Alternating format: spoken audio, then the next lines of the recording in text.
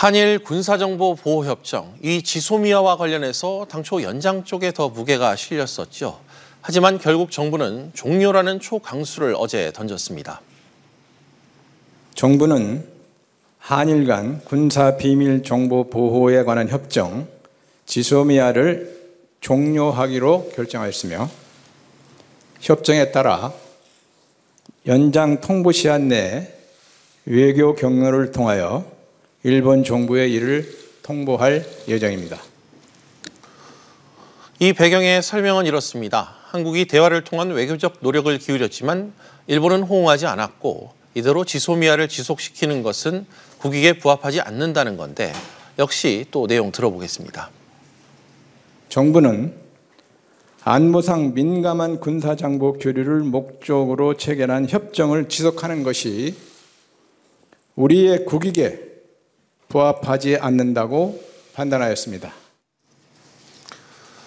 정부의 예상 밖 결정은 향후 거센 후폭풍일 전망입니다. 당장 오는 28일엔 일본의 화이트리스트 제외 시행이 예고돼 있고요.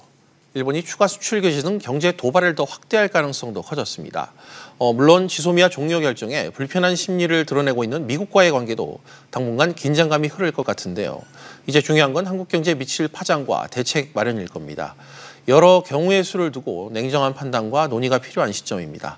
오늘도 세 분의 전문가와 함께하겠습니다. 박노성 동국대 국제통상학과 교수, 오대원 경기대 글로벌 비즈니스학과 교수, 그리고 이정환 한양대 금융경제학부 교수 나오셨습니다. 세 분 어서 오십시오. 안녕하세요.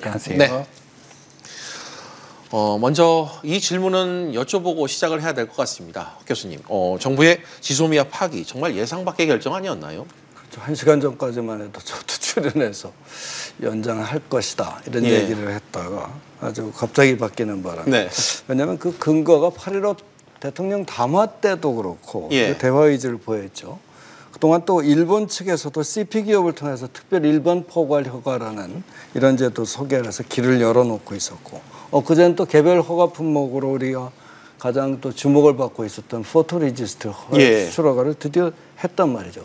이런 제스처까지 보냈는데 그래서 이제 대부분 연장 쪽으로 목요가 실려 있었죠. 근데 갑자기 뒤집어져서 아주 당황했을 겁니다. 양측 모두. 뭐 상당히 여러 전문가들 모두 정부 관계자들도 그렇고요. 당황했을 것 같은데 오 교수님은 어저께 정부 발표 어떻게 보셨나요?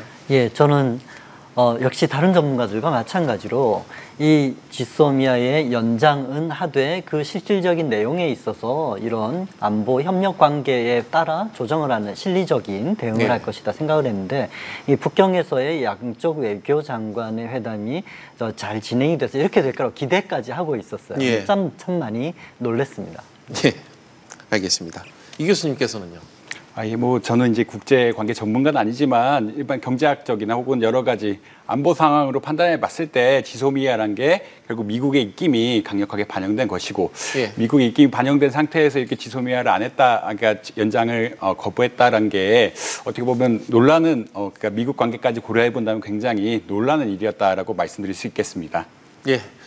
세 분께서 통상이나 경제학 쪽에 계시는 터라 이 질문이 좀 적절한지 모르겠습니다만 종료 결정 배경 이 부분과 관련해 국익에 부합하지 않는다 이런 설명이 좀 나오고 있는데요. 박 교수님 어떤 의미로 좀 받아들여야 될까요? 일반적으로 이제 국익이라고 보통 얘기했을 때 경제학에서는 보통 이제 국가 후생, 내셔널 웰페어 이렇게 이제 해석을 하거든요. 따라서 이제 우리 김익은 1차장께서 국익에 부합하지 않는다. 라는 파를 썼을 때 우리 경제학적으로 해석하면 일본이 수출 규제로 무역으로부터의 이득을 막아놓은 상태에서 우리가 맞대응을 하지 않는다면 보호무역을 추진한 일본은 이득을 얻고 우리는 손실을 보게 되므로 따라서 지소미아를 파기한다. 이렇게 이제 경제학적인 해석이 가능하단 말이죠. 따라서 이번 파기 또는 종료 조치로 일본이 수출 규제를 풀게 만든다면 그렇다면 다시 말하면 협력 모드로 유도할 수 있다면 우리가 엑설로드가 얘기하는 협력의 진화 실험에서 얘기한 것처럼 이것은 성공이죠. 양자 이득이 모두에게 모두 이익이 되는 국익에 부합하는 형태를 초래하니까 이제 그건 두고 봐야 되는 일본에 이제 공이 넘어가는 그런 상태입니다. 알겠습니다.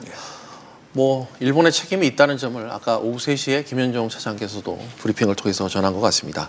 그런데 이 지소미아란 게 한미일 동맹 관계에 있어 안보라는 상징이 크지 않습니까, 교수님?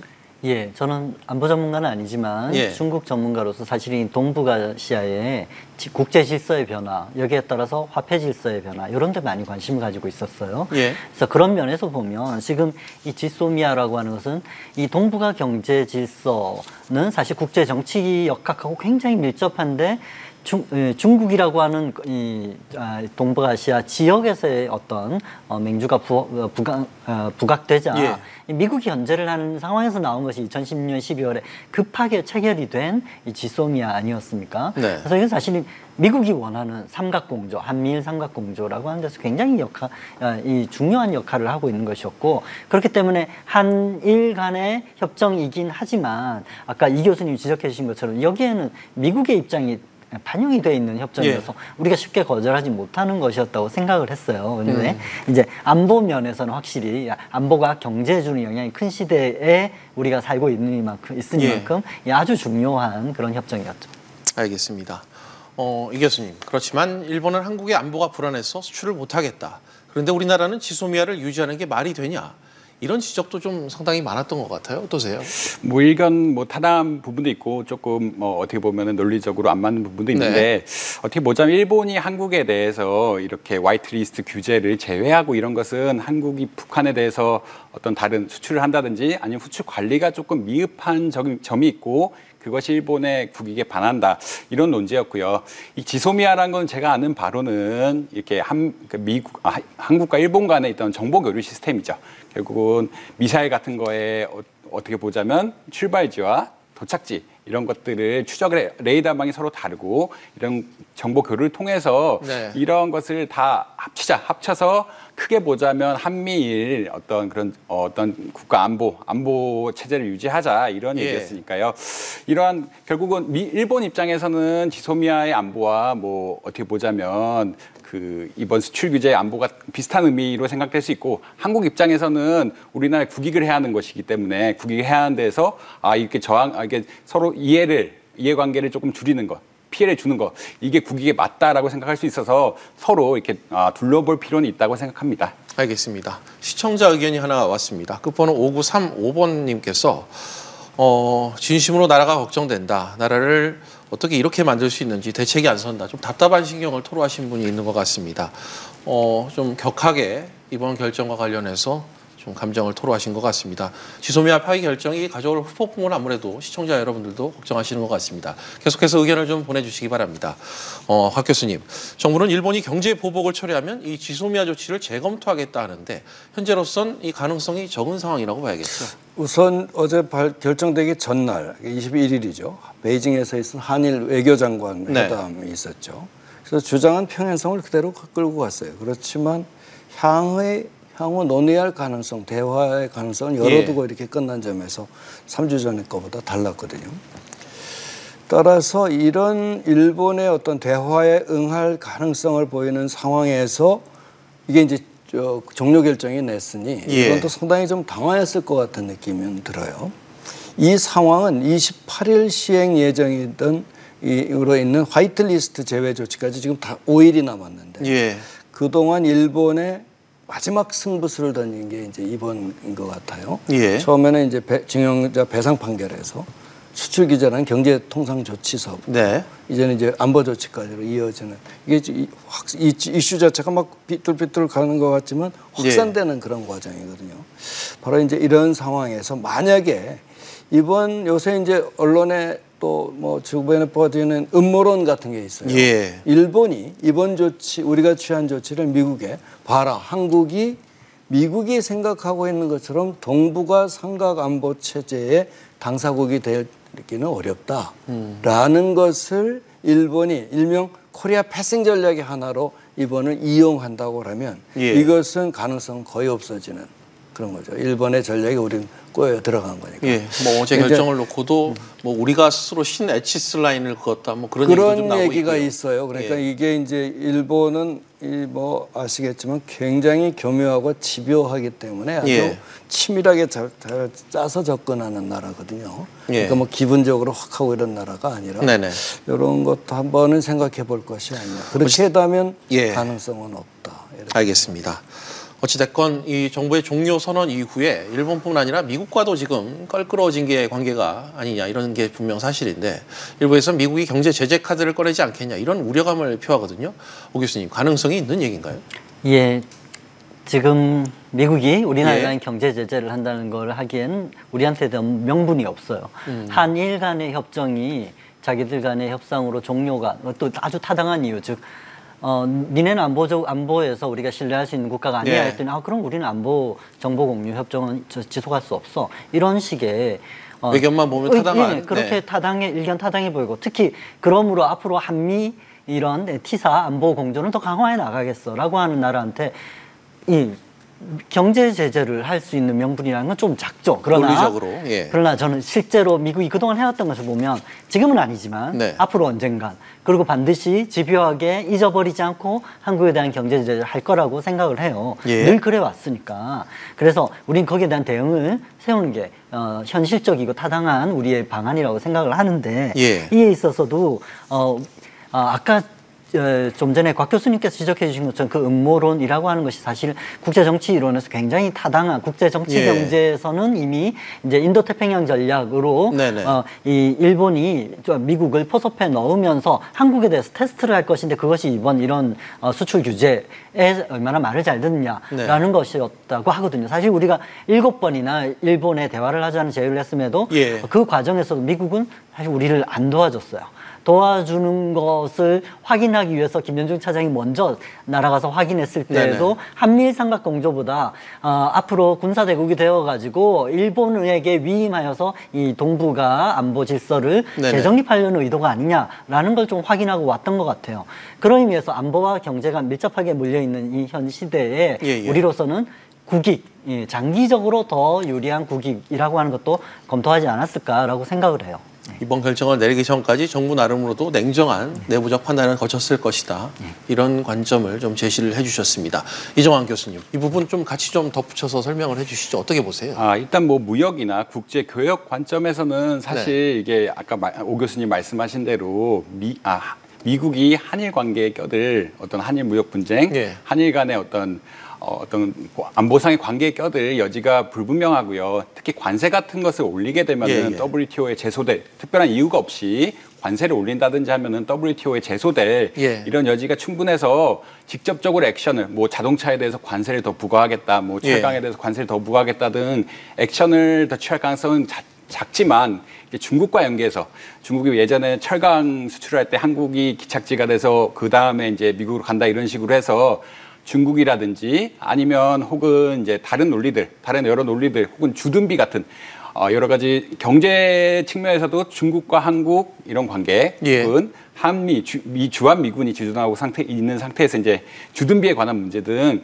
관세 말고 다른 다양한 방법 이게 관세지만 간접적 관세라든지 아니면 주둔비 같은 다양한 방법을 통해서 압력을 행사할 것은 너무나 명백하다라고 볼 수 있을 것 같습니다. 네, 알겠습니다.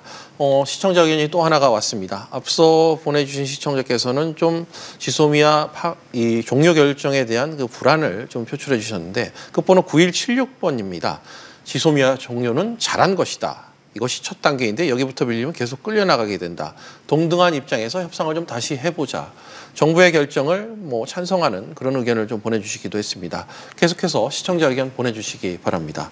곽 교수님, 문제는 이번 조치로 인해서 한일 경제 갈등 전선이 더 확대된 양상이 분명한 것 같습니다. 한동안 보이던 이 소강 국면, 앞서 도입부에도 지적을 해주셨던 이 부분이 다시 좀 요동칠 가능성이 앞으로 좀 더 커졌다고 보겠죠? 그렇습니다. 이제까지 과정을 보면 지금 어디까지 와 있냐면 누가 먼저 물러서느냐. 하는 이게 이제 담력 시험 치킨 게임 형상으로 되어 있는 게 현재거든요. 이 경우 양국 모두에게 이득이 되는 최선의 전략은 4개의 경우의 수가 있단 말이죠.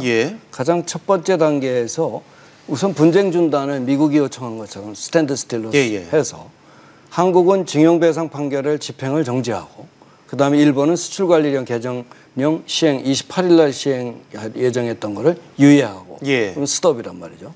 그런 상태에서 2단계에서 협상을 통해서 상황을 종료시키는 게 가장 이상적인 치킨 게임 상황에서 그런 방법인데 그렇다면 미국이 지난번에 3주 전에 스탠드 스틸 하라고 권유를 했단 말이에요. 예. 근데 둘 다 안 들었어요. 네.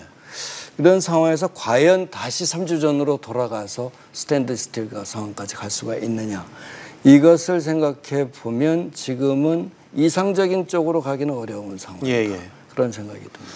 일단 현 상황에서 인정할 건 인정하고 물밑 협상을 나가자는 이상적인 방향은 일단 지금 이번 지소미아 종료 결정으로 좀 깨져버린 상황이다. 그 지적을 좀 해주셨습니다. 오 교수님, 당장 관심은 뭐 이어서 얘기를 하면 28일일 것 같아요.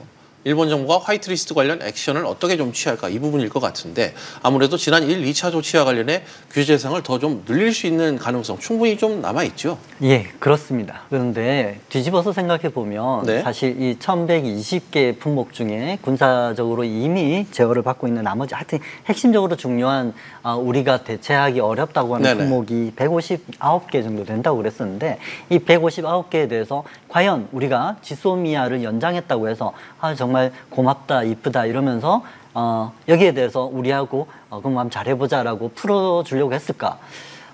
아닐 수도 있겠다는 생각을 많이 합니다. 예. 그래서 그런 품목에 대해서 네. 계속해서 더 규제를 늘려가고 리스트에 더 귀찮게 하고 질질 끌고 하는 그런 조정들이 있겠지만, 그럼에도 불구하고 이런 규제에 있어서 우리가 선택할 수 있는 최선의 대안을 네네. 찾은 건 아니지만 최선의 대안을 못 찾았을 때 그럼 나머지 중에서 가장 합리적인 대안이 뭔가로서 지소미아 연장을 하지 않고 그 다음에 일본이 여기 대해서 가장 강한 규제를 한다 하더라도 사실 제일 아픈 펀치는 첫날 날렸던 것으로 생각합니다. 그래서 우리는 이미 준비하고 있고 부품 소재 장비에 대한 특별법이라든지 이런 거에 대한 추가 경정 예산의 조기 집행이라든지 이런 게 합의가 모아지고 있으니까 넘길 수 있을 거라고 생각을 합니다. 알겠습니다.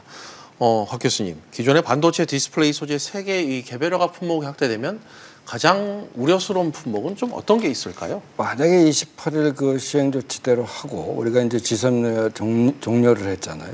그렇게 되면 이제 확대를 할 때 제일 지금 우려되는 게 전기 자동차 배터리 있잖아요. 그 배터리 그 각막에서 음극, 양극 분리하는 각막이 그게 국내가 아니랍니다. 거기에 이제 배터리 부품이 제일 위험할 거고. 그 이제 바로 이제 4차 산업 신재생 에너지. 우리가 키워나가려고는 하는 분야 중에 하나죠. 큰 전략 분야, 산업 분야란 말이죠. 그 다음에 이제 우리가 반도체의 경우에는 제조에만 집중돼 있기 때문에 이번에 이제 당한 게 소재하고 물질이란 말이죠. 근데 공작 기계가 있어요. 반도체 장비. 제조 장비가 그 일제가 많거든요. 그래서 이제 반도체에 포함한 공작 기계류 또 화학 물질 요것들이 이제 일본이 아마 들고 나오면 우리한테 타격을 줄 수 있는 그런 품목인 것 같습니다. 알겠습니다. 추가적인 품목 규제 조치가 시행됐을 때 우려되는 그 산업군의 주력 산업군의 품목들을 좀 곽 교수님께서 지적을 해주셨습니다. 시청자 의견이 계속해서 지금 오고 있습니다. 그 번호 6261번께서 보내주신 의견인데요. 21세기 대한민국은 분명 성공한 나라이다. 국익을 우선한 판단을 우리 정부가 내렸다고 생각한다. 정부를 응원하는 메시지를 또 보내주시고도 있습니다. 지소미아 종료 결정과 관련한 찬성 여러 개의 의견 계속해서 좀 보내주시기 바랍니다. 이 교수님, 한편 일부에서는 이 관세 인상, 송금 규제 등 구체적인 기존의 그 수출 규제 조치와 다른 추가 조치에 나설 것이다. 이런 관측도 나오고 있던데 좀 어떻게 보십니까? 이게 크게 파급력이 센 세 가지 규제 조치를 말씀드리자면 관세 인상이 있고요. 송금 규제, 그다음에 비자 규제 이런 것들이 있는데 이 사실 이런 것들 너무 파급력이 커서 조금 당장 시행하기는 쉽지 않을 거다라고 말씀드릴 수 있을 것 같습니다. 사실 아까 관세 인상 말씀드렸는데 관세 인상을 특별한 이유 없이 어떻게 하게 된다면 한국이 일본을 WTO에 제소하고 이에 따라 무역 분쟁들이 이 WTO가 해결하는 이러한 양상으로 발전될 수 있고요. 그래서 관세 인상 자체는 굉장히 어렵습니다. 그다음에 송금 규제라는 거는 크게 보면 자본 이동의 규제죠. 기본적으로 한국과 일본이라는 국가가 자본 이동이 굉장히 자유로운 상태에서 한국도 굉장히 자유도가 높고 일본도 자유도가 높은데 거기에 자본 규제, 이동 규제를 한다는 것은 사실상 쉽지 않은 이야기다라고 말씀드릴 수 있겠습니다. 비자 규제란 건 결국은 사람들의 이동을 막겠다라는 얘기인데 기본 투자자들도 많고 그러니까 결국은 어떻게 보면 최종적으로 본다면 사업가, 여행객들까지 규제에 나선다는 얘기인데 이렇게 되면은 파급력이 걷잡을 수가 없기 때문에 이러한 세 가지 뭐 관세 인상이라든지 송금 규제, 비자 규제보다는 비관세 규제라고 하죠. 예를 들어 식품에 대한 뭐 쿼타라든지 퀄리티, 그러니까 품질에 대해서 문제 삼아서 검역을 더 높인다든지 제외한다든지 이런 것들이 하나가 있을 수가 있겠고요. 그다음에 아까 수출 규제할 때 이제 수출 그 심사 기간을 굉장히 길게 한다든지 이런 식으로 간접적인 규제들, 비관세 규제들이 먼저 나오고 이러한 세 가지 직접적이고 굉장히 다른 이질적인 규제를 하는 것은 조금 미뤄두지 않을까. 직접적으로 당장 일어나긴 쉽지 않은 일이다라고 말씀드릴 수 있겠습니다. 예. 덧붙여서 지금 금융권에서 꾸준히 제기되고 있는 그 가설, 그 전망이죠. 일본계 자금 회수, 대규모 자금 유출 우려와 관련해서 좀 어떤 입장이십니까? 예, 뭐 국내 신용 차원에서는 기업 신용이 있을 수가 있고요. 기업의 돈을 빌려주는 거. 그다음에 서민 신용, 그러니까 소비 신용이 있을 텐데 일본 차원의 일단 기업 신용 차원에서 보면 대기업에 굉장히 많습니다. 대기업에 자본이 집중돼 있어서 대기업이 만약 일본 자본의 어떤 신용이 끊긴다고 할지라도 대기업은 신용도가 높기 때문에 기본적으로 국내 자본으로 혹은 일본 아닌 곳에서 이제 자본을 모아서 어느 정도 대체가 가능하다라고 말씀드릴 수 있겠습니다. 그래서 서민 자본 특히 저축은행이라든지 제3은행권에 대해서 일본의 자금이 굉장히 많이 들어와 있는데요. 이러한 부분은 어떻게 할 것인가. 이게 사실은 일본 자금이 빠져나가면 일단 서민금융의 한 축이 빠져나가는 것이기 때문에 이제 서민 생활이 힘들어진다. 뭐 기업 차원에서는 큰 문제는 없을 수 있지만 이제 서민금융, 서민의 소비, 서민의 뭐 부관리, 자산 관리에서 굉장히 힘들어질 가능성은 충분히 있다라고 말씀드릴 수 있겠습니다. 알겠습니다. 다른 하나 지적하는 거는 이제 외환시장이 있을 텐데 외환시장 일본 은행이 어느 정도 외환시장 흔히 우리나라 외환에 대해서 어느 정도는 작지만 부분은 보유하고 있는 것이고 그래서 외환시장에 개입하게 된다면 지금 중국 이슈 때문에 굉장히 환율 변동성이 큰 상황이고 워낙 약해진다는 상황이 있는데 어떻게 보면 추가적인 원화 절하라든지 이런 상황이 발생할 수는 있다 정도로 말씀드릴 수 있을 것 같습니다. 알겠습니다. 덧붙여서 오 교수님, 일본계 자금 방금 이 교수님이 언급을 해주신 것처럼 자금이 실제로 빠져나갔을 때 우리나라 대부업체 같은 경우 저축은행의 그 본산 일본계 자금이 상당히 많지 않습니까?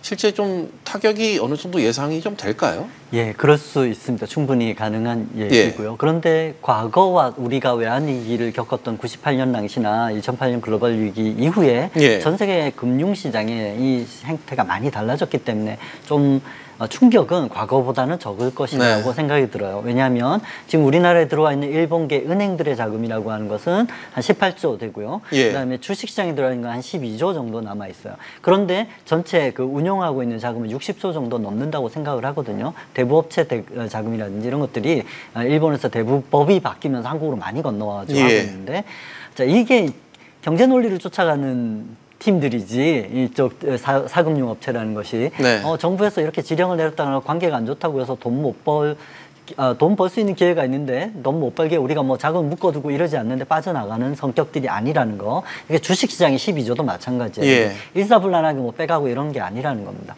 다만 이제 일본계 금융자금이 시간을 두고 천천히 우리나라에서 빠져나갈 가능성이 있어서 이 대출의 연장이라든지 아니면 신규 대출이 제어된다든지 아니면 일본에 투자가 되어 있는 이 우리나라의 기업들이 자금 조달하는데 전보다 훨씬 일본계 조달이 어려워진다든지 하는 영향은 분명히 나타날 수 있다고 하죠. 근데 최종국 금융위원장이 이제 얘기한 것처럼 옛날보다 우리나라 금융이 힘이 더 좋아졌고 빌릴 때가 딴 데보다 많고 예를 들어 2008년 글로벌 금융위기 이후에 양적 완화로 해서 전 세계 풀려있는 자금이 어마어마해서 일본이나 유로 같은 데는 전부 다 마이너스 금리니까 그래서 우리가 돈 빌려줘 쓸게라고 하면 일본계 자금이 빠져나가면 얼마든지 다른 데 조달이 가능하고 국가 전체로 봐서는 스왑이라든지 이런 것들이 많이 형성이 되어 있기 때문에 과거보다 안전장치들 마련해 놓았으니까 충격이 나라 망할 정도로 크지는 않을 것이다 라고 생각하고 대응해 나가야 되고 분명히 그런 준비를 해야 되는 필요는 있다고 생각하죠. 예, 알겠습니다. 금융권 관련 소식은 여기까지 좀 얘기를 해보고요. 이렇게 박 교수님, 한일 관계의 불확실성이 커지게 됐을 때 국내 기업의 국산화에도 좀 속도가 좀 붙을 전망인데 정부가 지금 계속해서 7월 이후에 본격적으로 좀 우리나라 뭐 소재 부품 장비, 소부장이라고 그러죠. 계속 키워나가고 있다고 나가겠다고 밝혔는데 현재 상황이 좀 어떤 상태인가요? 이게 이제 국산화라는 게 말이죠. 자동차 산업에서처럼 이게 이제 수직 계열화를 해서 국산화율이 95%가량 된단 말이죠. 거의 뭐 자동차는 엔진, 미션 하면서 전부 자동차 이렇게 됐는데 그러나 이제 반도체의 경우 이번에 이제 우리가 타격을 당한 반도체의 경우는 제조에 특화되어 있는 이런 상황이란 말이에요. 따라서 이게 이제 소재, 부품, 그다음에 장비까지를 이제 수입을 하고 있는 상황이라 예. 이거를 모두 국산화할 때는 시간이 굉장히 많이 걸리고 그다음에 국산화의 타당성 자체, 소위 말해서 이 브레이크 이븐을 맞추기가 참 어려운 게 이제 국산화거든요. 근데 그렇다면 문제는 대체 공급원을 찾느냐 아니면 국산화를 하느냐, 이 두 가지 선택이라는 거죠. 이럴 때 제 생각에는 필수재 같은 경우는 현재 정부가 이제 적극 지원책을 내고 있단 말이에요. 국산화해서 그걸 활용해서 필수재는 조속히 국산화하고 나머지 필수재에서 언제든지 우리가 대체할 수 있는 것. 이런 경우는 대체 공급원을 찾아서 나가는 것. 이 두 가지 투 트랙으로 나가야 될 것 같은 느낌이 들어요. 알겠습니다. 이 교수님. 그런데 국산화를 위한 R&D 투자가 지금 이게 저조한 상태인데 정부의 정책 지원이 좀 더 필요하다는 지적이 상당히 좀 많이 나오고 있는데 정부의 지원 부분과 관련한 한 말씀 부탁드립니다. 예, 사실 2000년대부터 이제 기초과학 분야에 대한 자금 지원이 부족하다. 특히 이런 R&D 지원할 때 일단 규모가 작고요. 그다음 기간이 짧고 연구자 중심의 과제들이 안 나와서 이런 것들 조금 해결해야 된다라는 게 논의가 되어 왔는데 아직까지는 사실 흔히 말해 조금 지지부진한 상태다. 문재인 정부 들어와서 조금 더 이렇게 규모를 늘리고 연구자 중심으로 가겠다라는 의견이 있지만 이제 그거 자체가 조금은 아직은 미진한 상태고요. 사실 아까 이 부품 장비 대체, 뭐 소재 대체와 관련이 깊은 얘기인데 우리나라에서 모두 다 만들 수는 없습니다. 그러니까 결국은 지금 세계 경제란 것이 글로벌 밸류 체인이고요. 글로벌 밸류 체인에서 경쟁력이 있는 어느 정도 기초 산업을 선정을 잘 하고 그 선정을 잘 한 부분에 대해서 적극적으로 투자를 해야지. 이제 그런 지금은 이제 전부 다 대체하겠다 이런 식으로 논의가 나가고 있어서 분명히 셀렉티브한 어떻게 선택을 잘해야 되죠. 결국은 우리가 정부 R&D 지원한다는 얘기는 일부 세금이 들어간다는 얘기인데 세금이 들어갔을 때는 굉장히 공정하고 효율적으로 쓰여야 된다는 이 기본적인 가정이 전제가 됩니다. 이렇게 효율적으로 쓰이려면은 이런 기초과학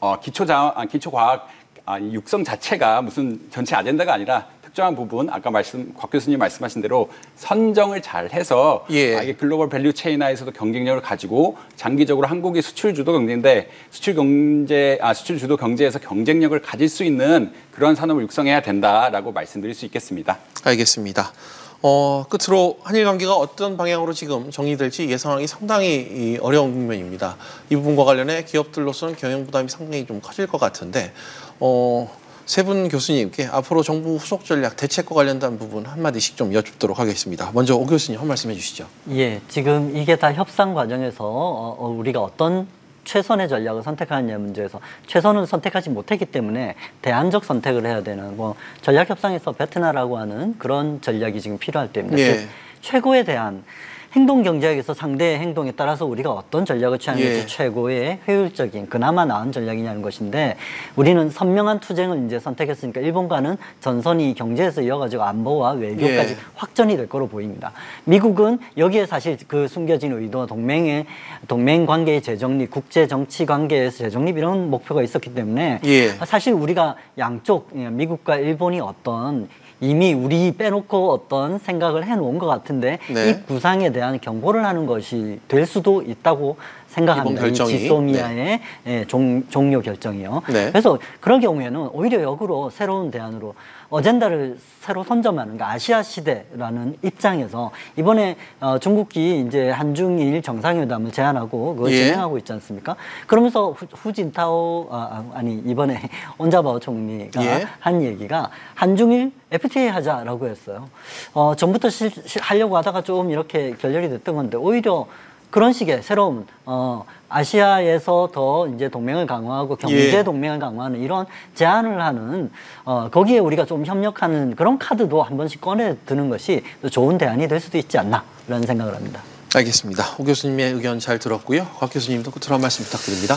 위기는 기회라고들 얘기를 합니다. 실제로 18세기 식민지 쟁탈 시절을 한번 보면 식민지 후발국은 독일이었단 말이죠. 이 독일이 자연 염료를 영국한테 의존하는데 영국하고 독일이 사이가 안 좋아요. 맨날 싸우고. 그랬을 때 이제 합성 염료, synthetic dye라고 그러는 합성연료 개발로 해서 지금 우리 세계 염료 시장을 석권하고 있는 것처럼 지금 우리도 대외 의존도가 굉장히 높은 경제입니다. 예. 우리 경제가. 따라서 대외 통상의 걸림돌이 되지 않도록 하는 주요 국가의 통상 외교 시스템. 이것이 국산화 추진 또 혁신과 함께 추진해야 될 가장 시급한 과제가 아닌가 생각이 됩니다. 알겠습니다. 이 교수님도 한마디 부탁드립니다. 이거 말씀드리면 지소미아 이슈는 완전히 정치 이슈죠. 사실은 경제 이슈가 아닙니다. 경제적인 관점에서는 일본의 무역 규제라든지 이런 갈등이라는 게 전혀 타당하지 않죠. 기본적으로 2000년대 초반까지 굉장히 글로벌 밸류체인이 잘 구성되면서 무역 같은 국제화 이런 것들이 아젠다가 됐는데 이제 갑자기 트럼프 정권이라든지 이런 여러 가지 이슈들이 겹치면서 지금 정치 이슈들이 자꾸 경제 이슈로 들어와서 이제 어떻게 보면 국민의 삶을 피폐하게 한다고 해야 되나요? 그런 이슈가 분명히 존재하기 때문에 정치 이슈라는 거는 기본적으로 민의, 여론이 중요하고요. 여론도 중요한데 이제 정치하시는 분들이 어떻게 보면은 이제 국민의 복지, 국민의 삶의 질 이런 것에 신경을 써서 합리적으로 더 결정을 내려주셨으면 좋겠다. 그거는 뭐 한국, 일본 양측에 다 적용되는 이야기다라고 말씀드릴 수 있겠습니다. 알겠습니다. 국익에 부합해서 내린 지소미아 종료 결정이었던 만큼 향후 전략도 이에 맞춰서 수립이 좀 돼야 될 것 같습니다. 오늘 세 분 말씀 여기까지 듣도록 하겠습니다. 오늘 나와주셔서 고맙습니다. 네, 수고하셨습니다.